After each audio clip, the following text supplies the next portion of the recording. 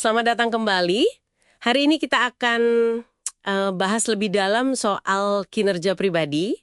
Ini dari catatan Anda di bab 6 buku Strategic, The Skill to Set Direction ya. Betul sekali, fokusnya di bab 6 itu. Ada 3 fondasi penting nih yang mau kita gali, persiapan, manajemen energi, dan satu lagi executive presence. Kehadiran eksekutif. Ya, kehadiran eksekutif. Dan ini penting ya, bukan cuma buat katakanlah pimpinan puncak, tapi buat kita semua yang mau ningkatin performa sehari-hari. Oke, kita mulai ya. Sip. Intinya sih, bab ini mau bilang kalau kinerja puncak itu bukan sekedar bakat alami. Jauh lebih penting itu soal persiapan yang disengaja, terus gimana kita kelola energi, dan gimana kita memproyeksikan diri. Nah, itu dia. Dan enaknya, ini semua keterampilan ya, bisa diasah. Tepat, bisa diasah. Saya ingat kutipan pengacara Gary Spence di catatan Anda. Saya lebih percaya pada persiapan. Wah, ini dalam banget ya. Persiapan matang itu bisa ngalahin bakat mentah. Betul. Contohnya banyak di olahraga. Kayak Mikaela Shiffrin, Ray Allen. Mereka kan bukan cuma beruntung. Bukan cuma untung, tapi latihan keras ya, persiapan. Iya, itu hasil persiapan luar biasa. Studi Anders Ericsson soal pemain biola juga sama kan? Jam latihan itu ngaruh banget ke keahlian. Jadi pengalaman aja nggak cukup ya, kalau nggak ada persiapan yang terstruktur. Nggak cukup. Nah, contoh lain yang menarik itu Jeff Bezos. Dia minta memo 6 halaman, bukan PowerPoint. Oh ya, kenapa itu? Karena proses nulis memo itu sendiri udah jadi bagian persiapan. Mengasah pemikiran strategis. Masuk akal. Nah, di catatan Anda kan ada 3 prinsip utama persiapan ya. Ya. Pertama, tujuan atau purpose. Gimana tuh? Ya, jadi ini soal paham dulu kenapa kita perlu siap-siap untuk sesuatu. Misalnya kalau rapat itu makan banyak waktu Anda, ya investasikan waktu persiapan yang sepadan juga, jangan asal datang. Oke, pahami tujuannya dulu. Prinsip kedua. Kedua itu rencana, plan. Persiapan butuh rencana jelas. Ya, contoh ekstrimnya Michael Phelps, latihannya tiap hari. Gila itu sih. Haha, iya. Tapi intinya perlu ada struktur. Bisa pakai kerangka GHOST. Ghost? Apa itu? Goal, tujuan akhir. Objektif, sasaran terukur. Strategi, pendekatannya. Sama tactics, langkah spesifiknya. Buat rencana persiapan pengembangan diri, pakai itu. Oke, ghost. Sip, dicatat. Nah, prinsip ketiga ini yang menurut saya agak unik. Pencegahan, prevention. Iya, Sumber ini bilang persiapan itu tujuannya mencegah gagal, bukan cuma ngejar sukses. Ini kan kayak lawan dari fail fast gitu ya. nah itu dia. Ini menantang glorifikasi kegagalan. Beberapa riset, di startup, di medis juga, nunjukin kalau gagal itu seringnya malah nurunin kinerja ke depan.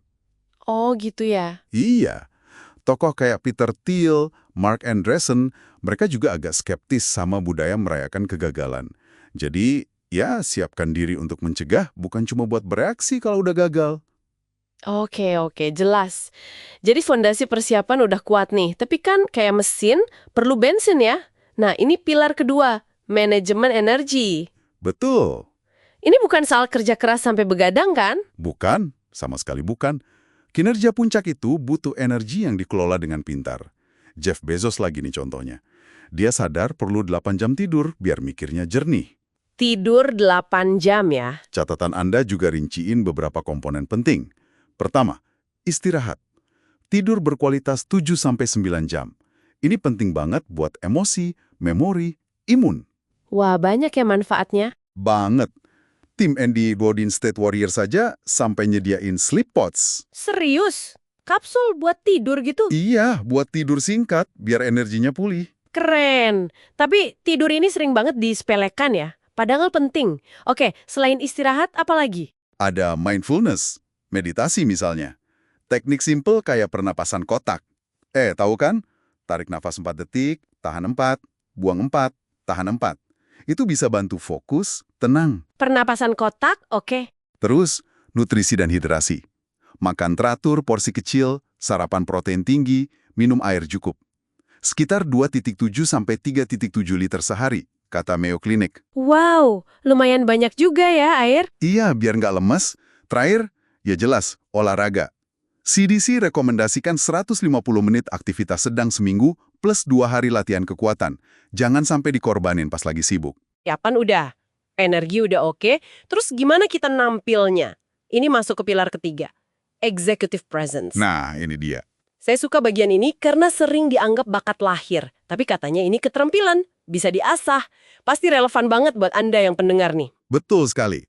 Executive presence itu soal gimana Anda terlihat dan terdengar. Persona profesional Anda lah. Catatan Anda nyebutin 7 faktor kunci. 7 ya? Apa aja tuh? Ada keaslian, authenticity, jadi diri sendiri, terus komunikasi yang jelas, ketenangan, composure, tetap cool kalau lagi stres, empati, ngerti perasaan orang, Empati, penting itu. Lanjut. energi, nunjukin semangat, kejujuran, honesty, terus terang aja, sama keyakinan diri, self-efficacy, pede tapi berdasarkan kompetensi ya. Banyak juga ya. Dari 7 itu ada yang paling penting nggak menurut sumber ini? Nggak di ranking secara eksplisit sih, tapi penekanannya kuat di dampak kecerdasan emosional. Contohnya, riset bilang lebih banyak CEO dipecah karena masalah kayak kurang empati atau kejujuran. Bukan karena kinerja finansial. Bukan, justru lebih sering karena isu lunak ini. Ini nunjukin betapa pentingnya aspek ini dalam kepemimpinan. Dan kuncinya, ya kesadaran diri sama mau terima masukan buat ngembangin ini semua. Jadi jelas banget ya 3 pilar ini, persiapan, energi, kehadiran, saling kait-mengait. Nggak ada yang berdiri sendiri. Dan bisa terus dikembangkan. Tepat sekali. Nah, sebagai penutup nih, mungkin ada baiknya Anda coba renungkan. Kalau lihat betapa pentingnya persiapan sama energi ini, kira-kira area mana sih dalam rutinitas Anda yang paling butuh perhatian lebih soal persiapan? Terus, gimana Anda bisa mulai kelola energi, tidur, nutrisi, mindfulness, olahraga, lebih sadar lagi? Biar otomatis kehadiran Anda juga makin kuat di depan orang lain. Mulai hari ini. Nah, itu mungkin bisa jadi bahan renungan Anda.